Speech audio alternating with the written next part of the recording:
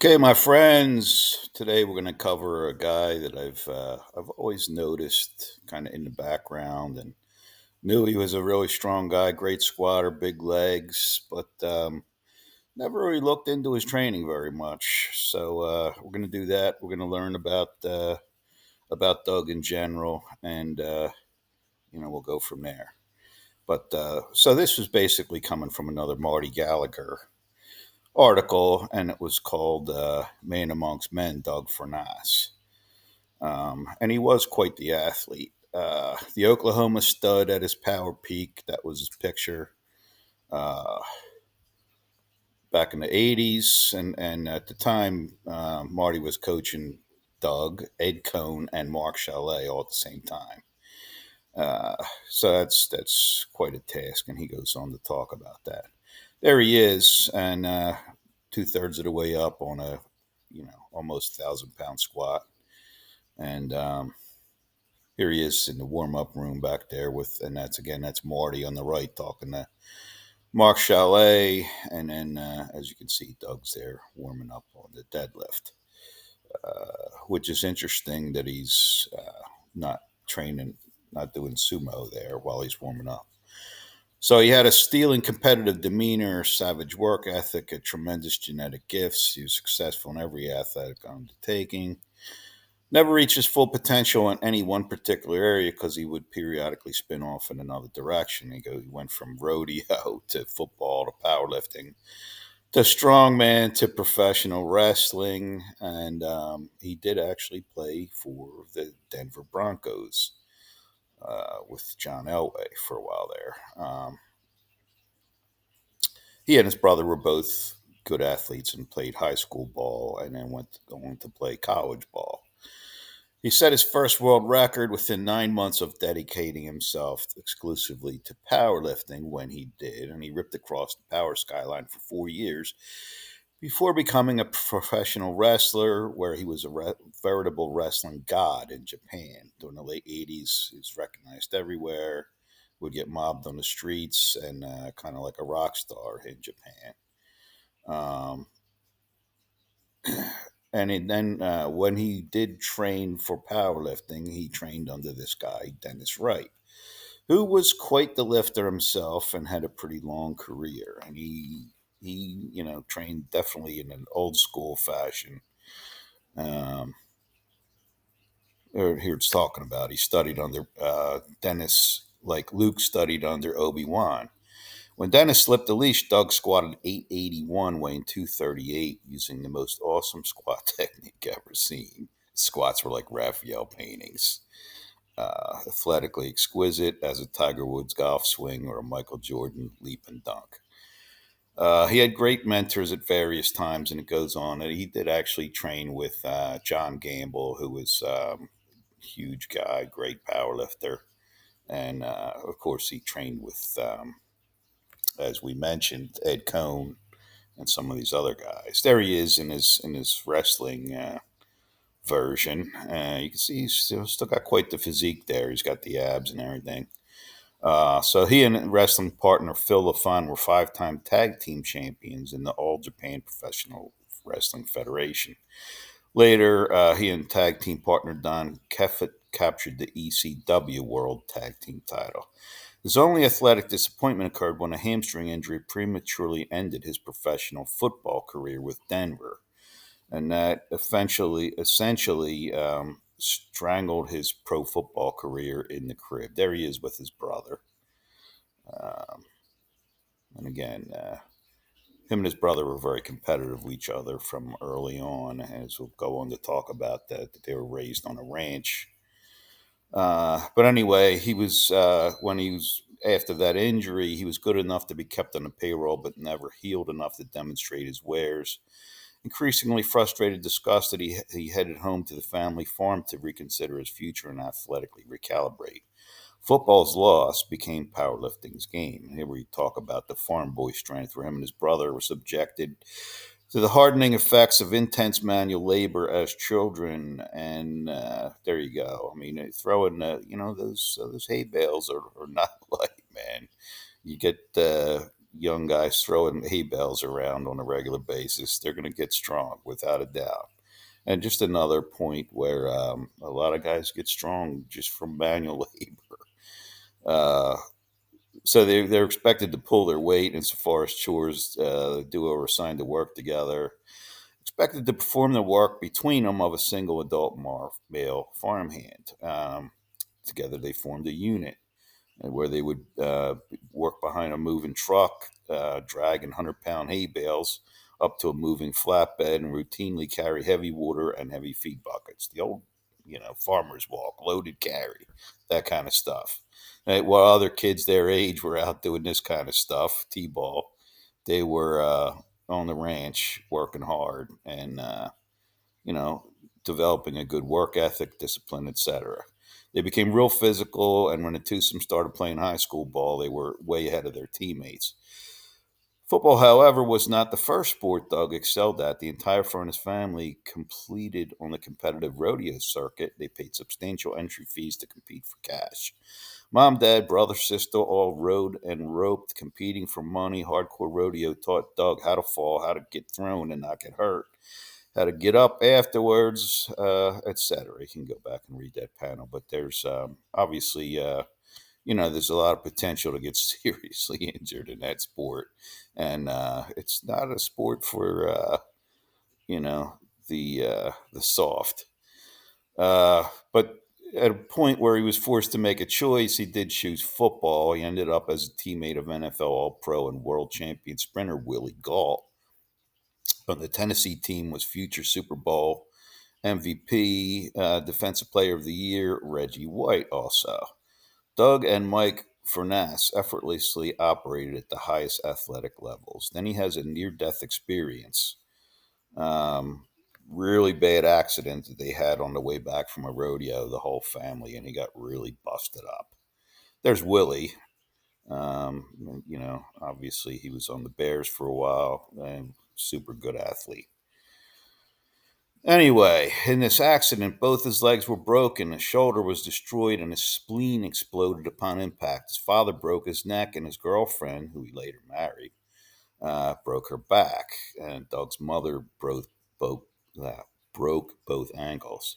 It took him almost 2 years to heal, and lifting weights became part of his recovery.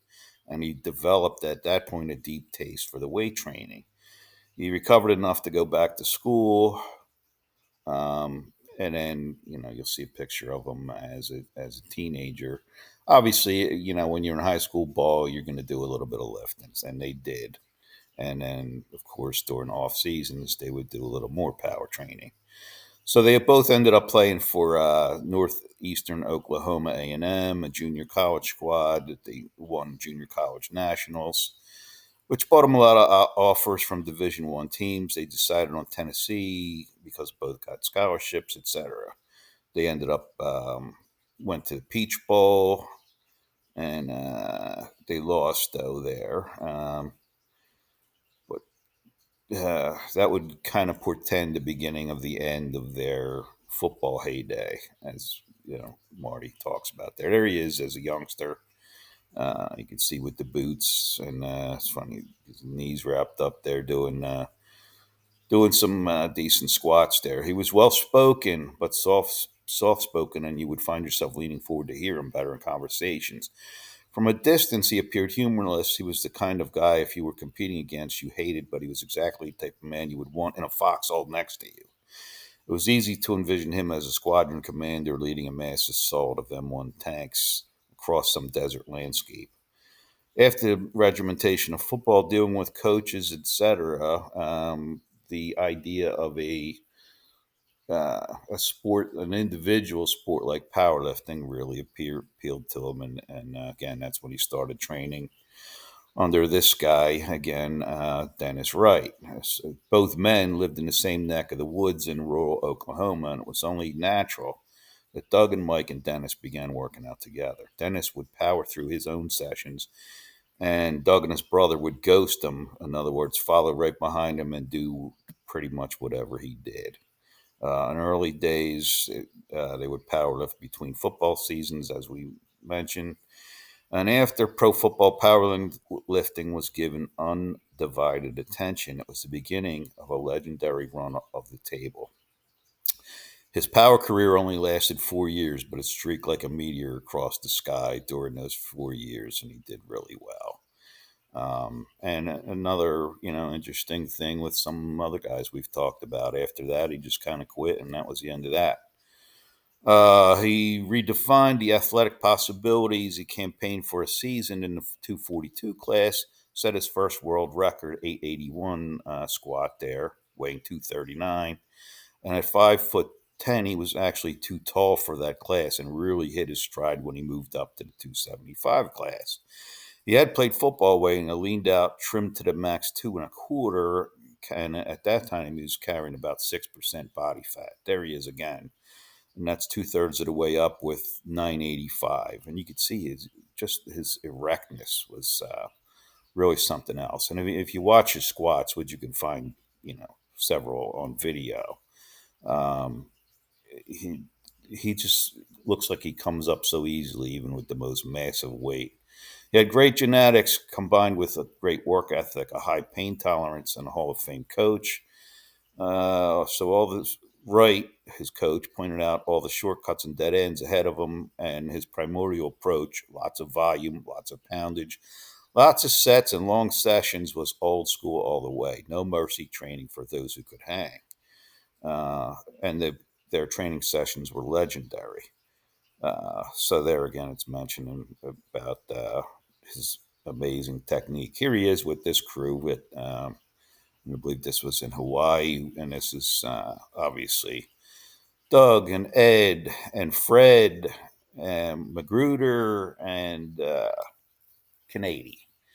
After the speed and ease with which he handled the weight that we were talking about there, where he did the high nines, I suggested he take a fourth attempt with 1020, and he said he wanted to save himself for the rest of the meet.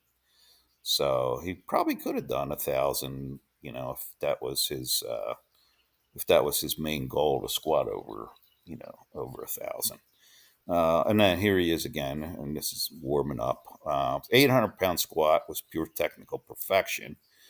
After a slow, controlled descent that ended in precision turnaround 2 inches below parallel, the ascent was explosive and crisp. This is talking about Wright. Watching Wright's lifts that day, I was struck that every squat he took was identical copy of the previous one or the subsequent one. And it's talking about, Wright's technique, that he was really good too, and he was really strong, and he was a little smaller guy than Doug was. And there's a more close up picture out of that crew with the gang. But he talks about having trained with Wright, and him and his brother would always arrive early, and so Marty's asking him why, and he said they were showing him respect. Made it a point to show our eagerness and gratitude. Going in early would have been disrespectful. He worked the hell out of brothers during a session, and a typical weekly squat week would find the men performing. You can go back and read that panel, but it was a lot of volume and with significant weight, and it was really brutal. And his legs were just huge. It was said at a time that his thighs were 34 inches at a time when his waist was 34 inches, which is pretty wild. So he dropped it twice a week squat. He dropped two.